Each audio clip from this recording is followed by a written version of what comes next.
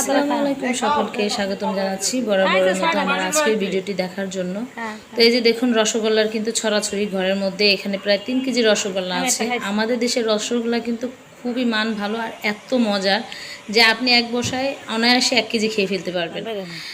তো রসগোল্লা খাওয়ার শেষে আজকে আম্মা আয়োজন করছে কাজির ভাতের। এটা হচ্ছে আমাদের দেশে একটি ঐতিহ্যবাহী খাবার, যে চালটাকে 3 দিন, এখন তো গরমের দিন, 3 দিন ভিজিয়ে রাখা হয়। একসাথে আমরা ভিজিয়ে রাখি, অনেকে একটু একটু করে ভেজায়।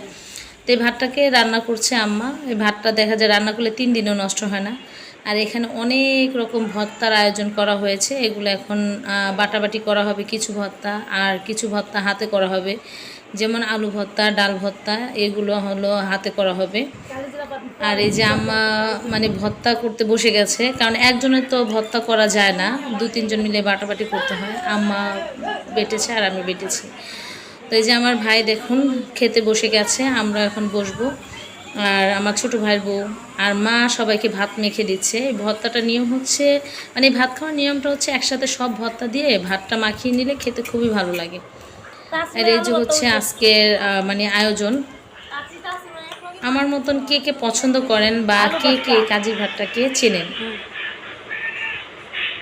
মরিচ ভর্তা, ধনা পাতা ভর্তা, টাকি মাছ ভর্তা, চাপিলা মাছ ভর্তা, চাপিলা মাছ, আমাকে জাটকা মাছ, মিষ্টি কুমড়া ভর্তা, বটবড়ি ভর্তা, বাদাম ভর্তা, লাউ পাতা ভর্তা, পটল ভর্তা, আর শুটকি ভর্তা বাদ গেছে।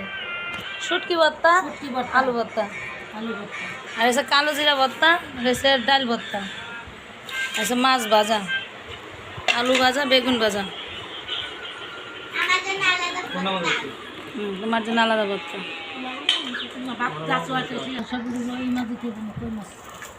আমি কই মাছ খাবার। সবগুলো